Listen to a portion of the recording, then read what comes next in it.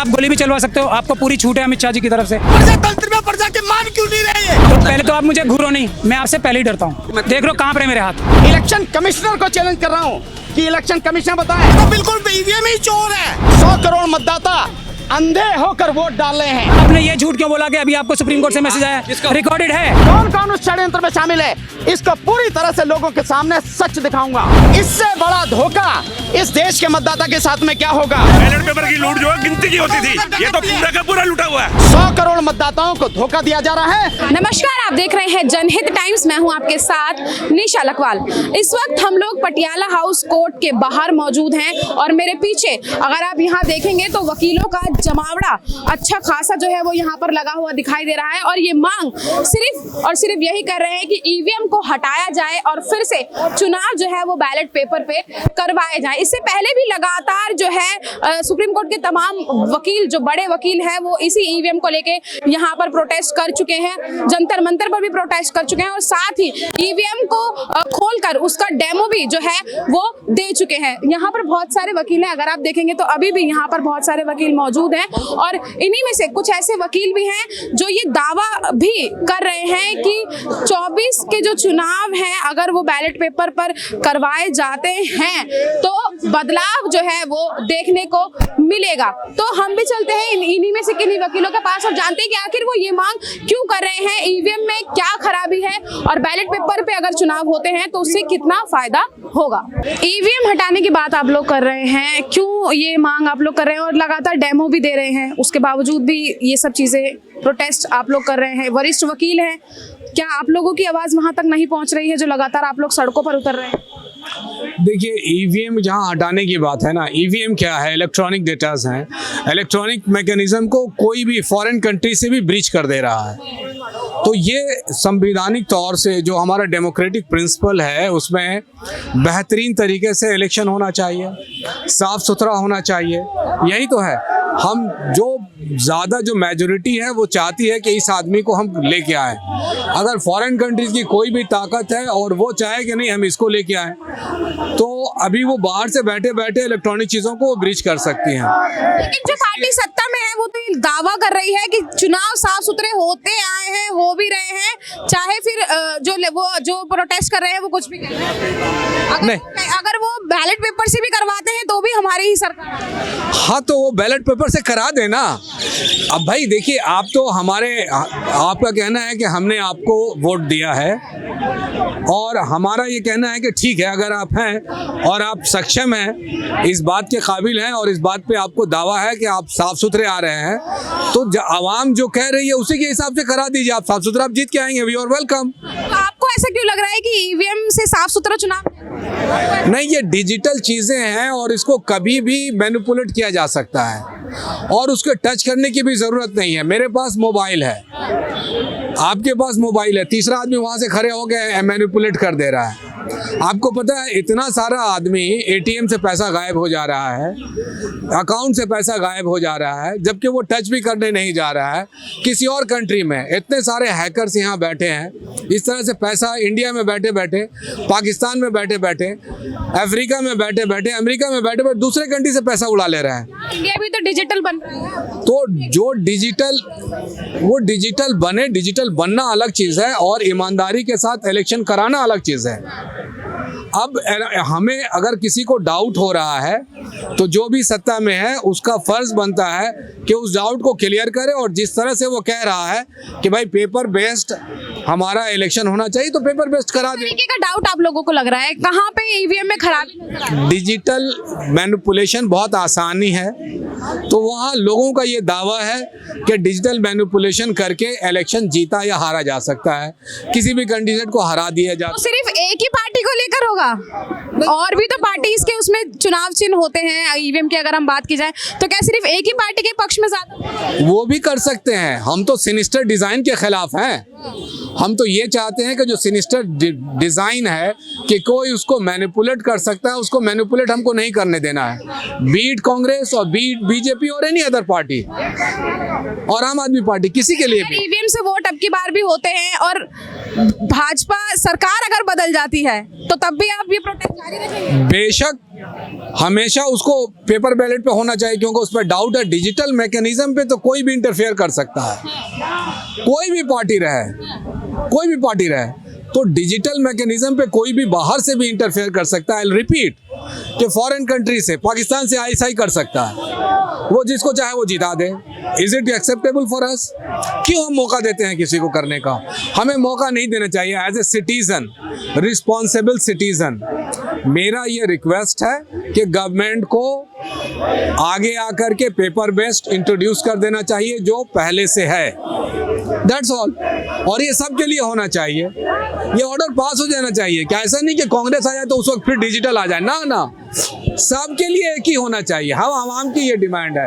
हमको किसी पार्टी से कोई भी दुश्मनी नहीं है। को देख नहीं सकते और वो पर्ची उसी में गिर जाती है। वो पर्ची जो है वो वोटर को मिलती नहीं, और सबसे मजेदार बात, उस पर्ची की गिनती नहीं होती है। इससे बड़ा धोखा इस देश के मतदाता के साथ में क्या होगा? इससे बड़ा विश्वासघात इस देश के वोटर के साथ में क्या होगा? मैं बार बार कहता हूं, इलेक्शन कमीशन को चैलेंज कर रहा हूं, इलेक्शन कमिश्नर को चैलेंज कर रहा हूं कि इलेक्शन कमीशन बताएं, और सुप्रीम कोर्ट के जजेस को कह रहा हूं, उनसे निवेदन कर रहा हूं, इस देश में जो हाई कोर्ट है तमाम, उनसे निवेदन कर रहा हूं, इस देश में डिस्ट्रिक्ट कोर्ट, उनके जजेस, तमाम आईएएस ऑफिसर, तमाम आईपीएस ऑफिसर, तमाम पुलिस के अधिकारी, तमाम वकील, doctor, engineer, except software engineer, और इसके अलावा जितने भी प्रोफेसर हैं, जितने भी ग्रेजुएट हैं, जितने भी पीएचडी धारी हैं, जितने भी पढ़े लिखे लोग हैं, एक आके मुझे बताए जो ये बात कह सके कि ईवीएम कैसे काम करती है और ईवीएम की तकनीक क्या है और उससे किस तरह से अंधेरे में रखा जाए। एक आदमी बताए, एक नहीं मिलेगा।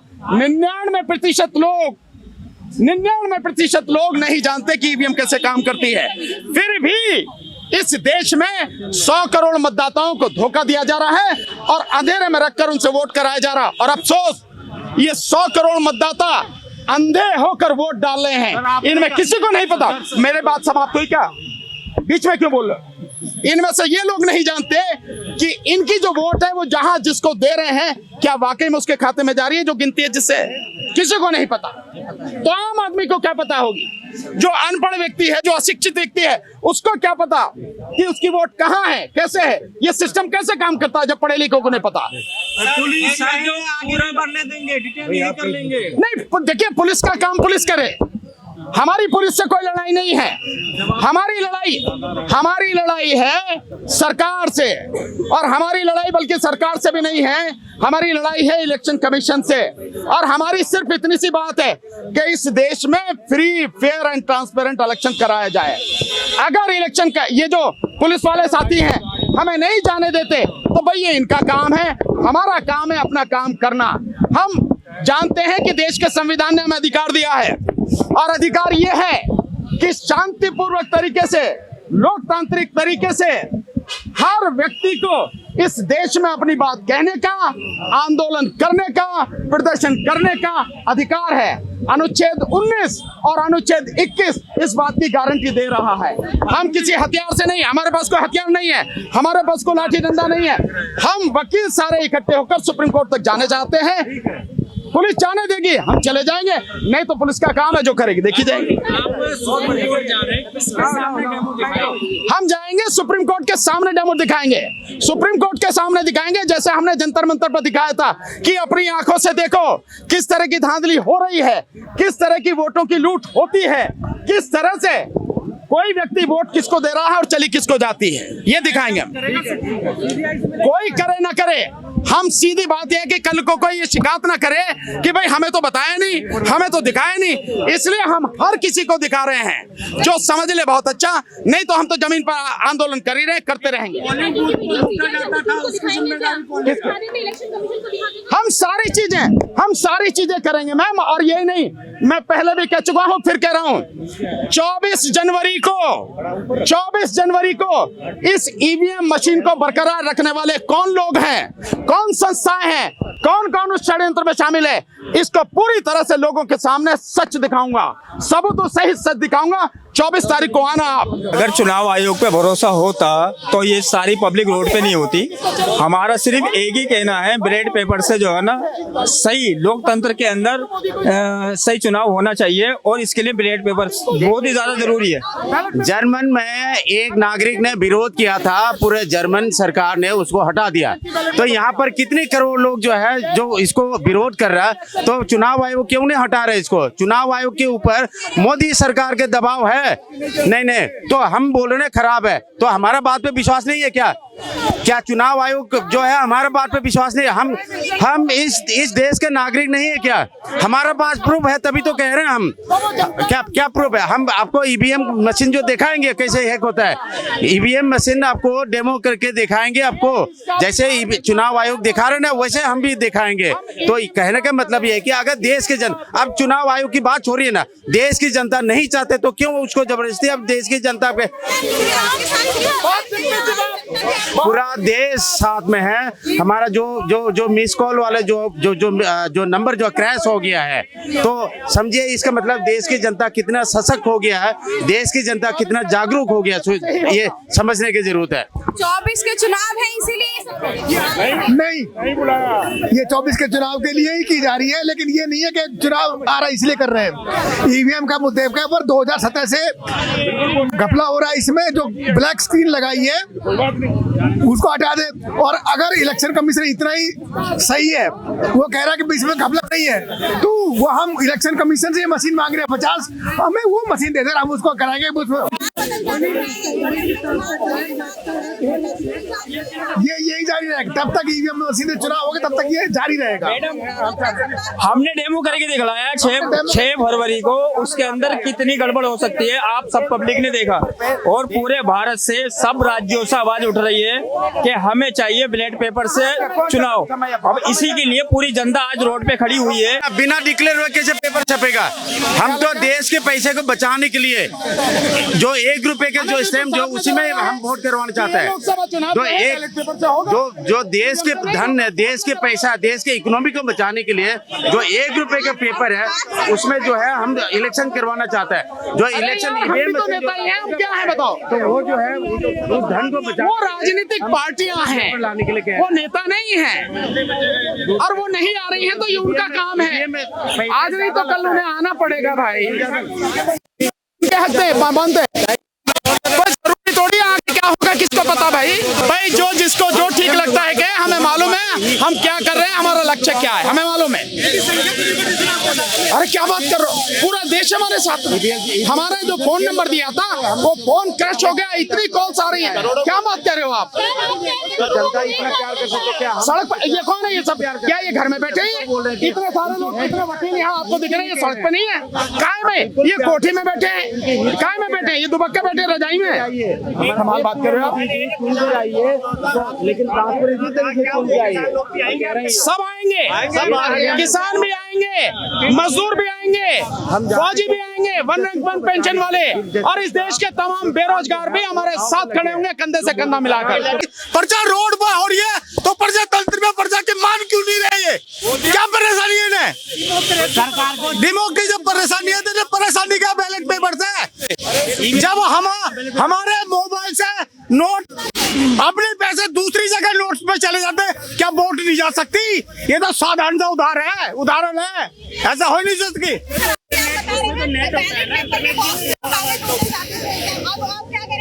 वो लूटने वाला नहीं होता, ये तो बिल्कुल ईवीएम ही चोर है, ये तो और बैलेट पेपर की लूट जो है गिनती की होती थी, ये तो पूरा का पूरा लूटा हुआ है। बैलेट बॉक्स 1 लूटेगा, 2 लूटेगा, सब बैलेट बॉक्स नहीं लूट सकते। ये तो सब ईवीएम सब लूट लेती है एक ही बार में। ईवीएम लूट रही है, ईवीएम सबसे पहले लूट रही है। बैलेट पेपर पे एक जगह बेईमानी हो गई, जिसकी लाठी उसकी भैंस, जिसका दम चल रहा है, सरकार पूरी ईवीएम लूट रही है। हाँ, अगर वो नहीं लूट रही तो क्यों? ईवीएम का भी ऐसे ही लगातार जब हम नहीं चाहते ईवीएम से आंदोलन हम हम बहिष्कार बड़ा होगा। तो ये बताओ ये चोरी है ना है जो खुद कैंडिडेट का ही वोट गायब है? ये तो सत्य को प्रमाण की जरूरत नहीं है। क्या कैंडिडेट अपना वोट खुद नहीं डालेगा? उसका भी चुनाव आयोग को रोका किसने? हमने तो चैलेंज दिया ना। हाँ देखो कितने आधा चार प्रचार है।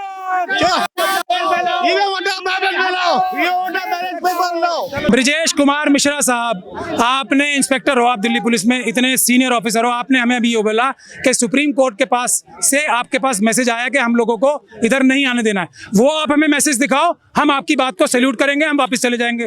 दिखाओ दिखाओ दिखाओ दिखाओ, सुन लीजिए, दिखाओ। आपकी मैंने सुनी, आप मेरी सुनिए। हुक्म करें आप। सुप्रीम कोर्ट की गाइडलाइंस है कि किसी को भी प्रोटेस्ट धरना देना उसके लिए जंतर मंतर है।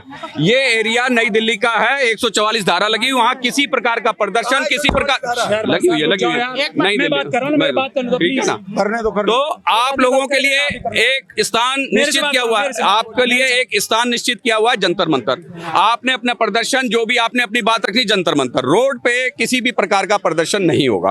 ये आपसे रिक्वेस्ट है, आपसे रिक्वेस्ट कर रहा हूं। अगर आप लोग अपनी बात पे अटक गए तो आप लोग को डिटेन किया जाएगा। सुने बात सुने मेरी।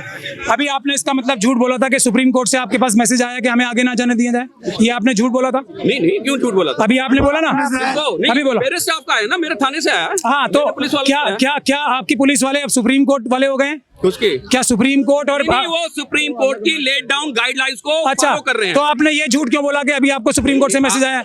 रिकॉर्डेड है, ये सब रिकॉर्डेड है, ऐसा नहीं है। इतनी सारी आप क्या सुप्रीम कोर्ट की गाइडलाइंस नहीं है कि किसी प्रकार का धरना नहीं? तो मैं आपसे वैसे, आप लोग एडवोकेट हो, आप लोग समझदार हो। आपने मुझे जो लाल लाल आंखें करके दिखाई, मैं उससे पहले डर रहा हूँ। आपको जरूरत नहीं है मुझे घूरने की और ये धमकाने की, कोई जरूरत नहीं है। हम आपकी बात वैसे ही मानेंगे। तो पहले तो आप मुझे घूरो नहीं, मैं आपसे पहले ही डरता हूँ, क्योंकि आप गोली भी चलवा सकते हो, आपको पूरी छूट है अमित शाह जी की तरफ से। तो घूरो नहीं, एक तो पहले बात। हम आपकी बात मान के रुक गए ना। आपने मुझसे कहा सबके सामने का, ईमानदार पत्रकारों के सामने, कि सुप्रीम कोर्ट का मैसेज आया आपके पास अभी कि हमें आगे ना जाने दिया जाए। हमने यहाँ पे ब्रेक लगा लिया तुरंत।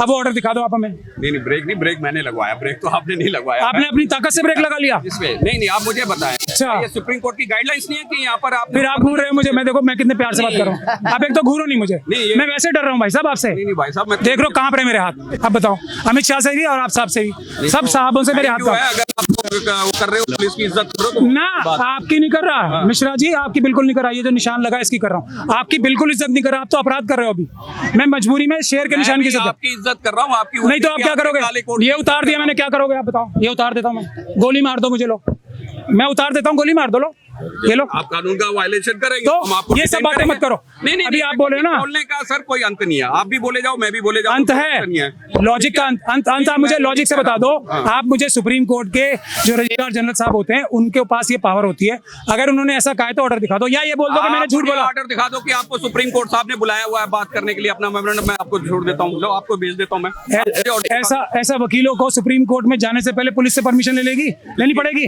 आज ये डिक्लेयर कर दो। तो पुलिस को आपने परमिशन रिक्वेस्ट ली ना हमसे? परमिशन नहीं ली।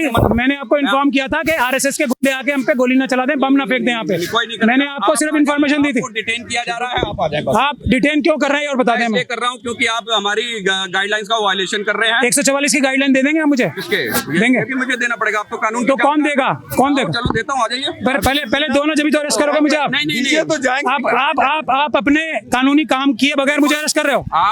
आपके पास कोई ऑर्डर नहीं है ना अभी, आप मुझे अरेस्ट कर रहे हो? दिखाओ। आप मुझे ऑर्डर दिखाए ना कि मेरे को जज साहब ने या मुझे सुप्रीम कोर्ट ने बुलाया ये मेमोरेंडम देने। मेरा आज भी मैटर, मैं मेमोरेंडम देने जा रहा हूँ। अपनी चीज तो दिखाते नहीं आप। हम मेमोरेंडम देने जा रहे हैं वहाँ पे। तो दिखाइए कहाँ पर? हम मेमोरेंडम देने जा रहे हैं। आप मुझे वहाँ से दिखाइए। मैं आपको, मैं एक आदमी को ले लेता हूँ, आ जाए। मैं एक आदमी कौन है? जो भी आप देना चाहते हैं मैं दे देता हूँ।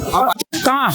जब शक को दिला दूंगा। किसको? हमें मेमोरेंडम देना कब है? आदमी को मैं नहीं होने दूंगा इकट्ठा। तो हमने कब बोला आपको कि हमने मेमोरेंडम देना है?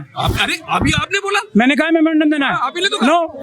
अरे वो कहाँ गए सच्चे पत्रकार भाई? सुनो। हाँ, मैंने मेमोरेंडम देने के बोला है। कब बोला है भाई? किसी ने सुना है? कोई ऐसा नहीं बोला। मेरी बात आप आ जाए। आप बताओ मुझे अब 4 आदमियों को जाने दोगे आप? सुप्रीम 4 आदमी को छोड़। ठीक है, 4 आदमियों को जाने दो। बताए कौन से 4? आ जाओ। दिल्ली पुलिस के अधिकारी और जो सुप्रीम कोर्ट के अधिवक्ता थे, जो पटियाला हाउस कोर्ट के बाहर प्रोटेस्ट कर रहे थे, उनके बीच जो गहमा गहमी वाली बहस हुई है वो आप इस वीडियो में जो है वो देख चुके हैं। साथ ही अब ये जो है वो दिल्ली पुलिस की तरफ से कहा गया है कि यहाँ पर धारा 144 जो है वो लगी हुई है, भीड़ इकट्ठी जो है वो नहीं हुआ, अगर उनकी बात नहीं मानी गई तो उनको यहाँ पर डिटेन जो है वो कर लिया जाएगा। लेकिन हालांकि अब 4 लोगों को सुप्रीम कोर्ट तक जाने की परमिशन जो है वो दिल्ली पुलिस के अधिकारियों की तरफ से दे दी गई है। 4 लोग जो है वो जो मेन इस प्रोटेस्ट को लीड कर रहे हैं, उन 4 लोगों को यहाँ पर जाने के लिए जो है वो परमिशन दे दी गई है, अगर आप देखेंगे। और बाकी जितने भी जो अधिवक्ता हैं उन सभी को जो है वो डिटेन यहाँ पर किया जा रहा है। अगर आप ये देखेंगे तो यहाँ पर भानु प्रताप भी हैं और महमूद प्राचा भी जो है वो इस वक्त यहाँ पर मौजूद हैं, जो इस प्रदर्शन को लीड कर रहे हैं। लोगों को भेजा है सुप्रीम कोर्ट। नहीं, बहुत गलत है ये सुप्रीम कोर्ट का, नहीं बात करने के पास ऑर्डर नहीं है कि यहाँ पे प्रोटेस्ट, आप लोगों के प्रोटेस्ट के लिए जंतर मंतर जगह दी हुई है, रोड पे आप कहीं भी प्रोटेस्ट। संवैधानिक अधिकार है, कहीं पर भी हम प्रोटेस्ट अपनी मांग को लेकर, हाँ लीगल तरीके से आप कह सकते हैं कि गैर कानूनी तरीके से आप अपनी मांग को नहीं मान सकते, लेकिन हम कानूनी तरीके से तो कहीं ना कहीं अपनी मांग को, अपनी बात को रख सकते हैं हम। इसके लिए कोई भीड़ इकट्ठी नहीं कर सकते ना। जी जी जी जी जी हाँ धारा 100 ठीक है, धारा 144 लगी हुई है, लोगों ने गिरफ्तारी दे दी, और मैं ये कहता हूँ कि सबका फर्ज बनता है कि ईवीएम के खिलाफ जो आवाज उठाई जाए। तमाम सुप्रीम कोर्ट के अधिवक्ता जो पटियाला हाउस कोर्ट के बाहर प्रोटेस्ट कर रहे थे, पटियाला हाउस कोर्ट से सुप्रीम कोर्ट तक का पैदल मार्च निकाल रहे थे, उन लोगों को डिटेन जो है वो कर लिया गया है। 4 लोगों को सुप्रीम कोर्ट तक जाने की परमिशन दी है, बाकी सभी को जो है वो डिटेन कर लिया गया है। मुद्दा क्या है, मांग क्या की जा रही है, वो लगातार जो बड़े अधिवक्ता है सुप्रीम कोर्ट के वो उठाते आ रहे हैं। साथ ही दावा भी यही किया जा रहा है कि तमाम अच्छी खासी संख्या में आम जनता का समर्थन भी जो है वो इनको मिल रहा है। एक फोन नंबर जो है वो भी इन लोगों ने जारी किया था, जो कि ज्यादा कॉल्स आने की वजह से क्रैश जो है वो हो गया है। और साथ ही ये लोग दावा भी ये कर रहे हैं कि ईवीएम जो है वो ईवीएम को किस तरीके से हैक करके उसमें धांधली जो है वो की जा रही है, किस तरीके से एक पार्टी के पक्ष में जो है वो तमाम वोट गिरते हैं और उनकी सरकार बन जाती है। बैलेट पेपर पे वोट कराने का दावा जो है वो किया जा रहा है। लेकिन अब आप ये बताइएगा, आप इस मुद्दे से कितनी सहमति रखते हैं कि आखिर ईवीएम में सच में धांधली हो रही है या नहीं, और आने वाले जो 24 के, क्योंकि 24 के चुनाव नजदीक हैं, इसीलिए तमाम मुद्दे जो है वो उठ रहे हैं और ईवीएम का मुद्दा भी अब गरमाता हुआ जो है वो नजर आ रहा है, और इसी को लेकर लगातार प्रोटेस्ट जो है वो किए जा रहे हैं। साथ ही जंतर मंतर पर इन्हीं अधिवक्ताओं द्वारा डेमो भी जो है वो दिया गया था कि किस तरीके से ईवीएम में धांधली जो है वो की जा रही है और कैसे किसी एक पार्टी के पक्ष में जो है वो वोट जा रहे हैं। तो आप क्या सोचते हैं, क्या राय रखते हैं, आपको ये मुद्दा कितना अहम लगता है, और क्या सच में ईवीएम में धांधली हो रही है, और अगर बैलेट पेपर पर वोटिंग आगे होती है तो क्या चेंजेस आते हैं या नहीं? अपनी राय हमें कमेंट बॉक्स में जरूर बताइएगा। कैमरा पर्सन गजनवी पाशा के साथ मैं निशा लकवाल, जनहित टाइम्स, दिल्ली।